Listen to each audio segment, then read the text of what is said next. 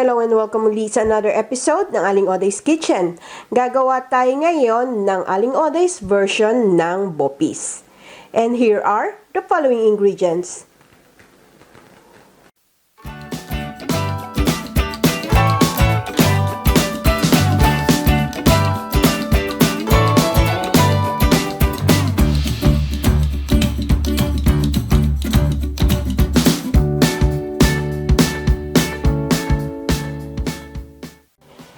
Itong Bopis mix na gagamitin ko, yung frozen. Kung nasa abroad kayo, may mabibili kayong ganitong Bopis mix sa mga Asian store or sa Filipino store. Ang 1 kilogram itong isang pakete, ang half kilo yung pig's heart at half kilo yung pig's lungs. Kung nasa Pilipinas kayo, gagamit kayo ng fresh na yung sa palengking nabibili na lungs at yung heart. Ito yung na-defrost ng laman ng pang Bopis mix. Medyo malalaki pa ang hiwa. Kung gusto nyo, ihiwain nyo pa ng mas maliit. Medyo na to, half cook na, malambot na nung na-defrost. Kung gagamit kayo ng fresh na galing sa palengke, pakuluan nyo lang ito ng 30 to 45 minutes hanggang maging half cook. Lagyan nyo lang ng konting suka yung inyong tubig para medyo mawala yung lansa ng lungs. After nyo mapakuluan, hihiwain nyo na, gagayatin nyo na ng ganito kalalaki. Or mas maliit kung gusto nyo. Ang ating first step dito sa ating pan, magpainit na tayo ng oil. Igisa natin yung sibuyas.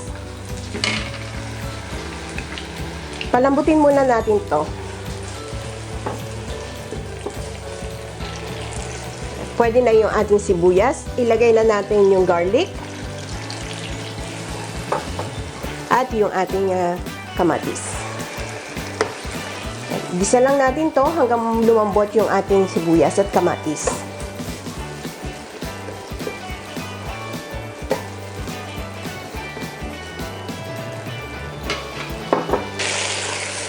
Ready na yung ating kamatis at sibuyas. Pwede na nating ilagay yung pinakuluang lungs at heart.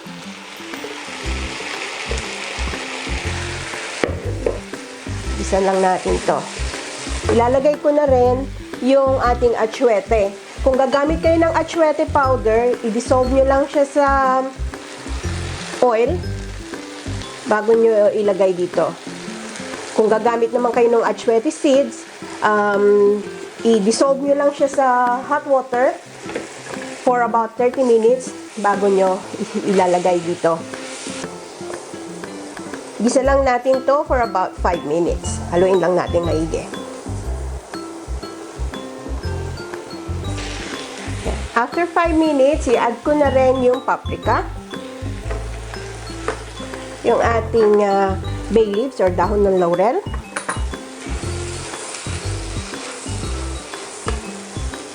Pepper to taste. Haluin ko ulit.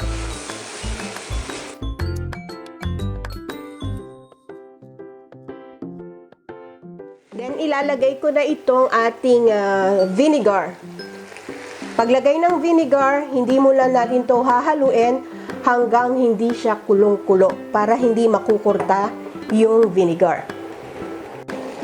Yan. Pagka ganitong kulong-kulo na at hindi nyo na naamoy yung suka, pwede nyo nang ilagay yung ating water or broth. Haluin natin. Kung gusto nyo na medyo marami ang sauce, mga 2 cups ng broth or water ang ilalagay nyo. Hihinaan na natin yung apoy niya o yung heat. Ilalagay ko na yung labanos. Mas maraming labanos, mas masarap. Haluin natin ulit. Kung meron kayong siling labuyo or siling pang sinigang, pwede nyo nang i-add. Dahil wala ako, ang gagamitin ko, chili flakes.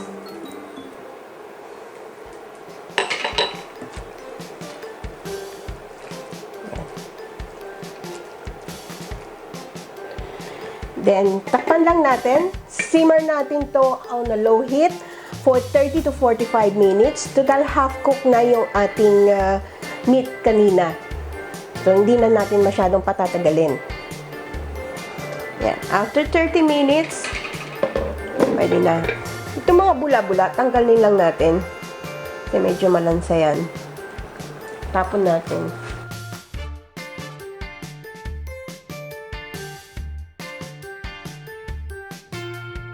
Pwede na natin itong timplahan ng patis or asin, kung anong gusto nyo.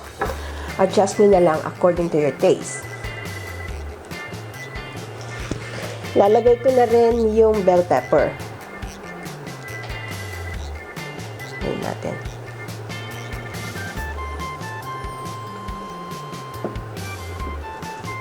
Takpan ko ulit ito at isimmer ko ulit for another 15 minutes. After 50 minutes, a total of 45 minutes natin niluto. Luto na ito, pwede na ito. Kung gusto nyo na medyo marami pang sarsa, pwede na ito. Kung namang gusto nyo na medyo tuyo, patuyuin nyo pa ng konti. Tama na sa akin yung lasa niya.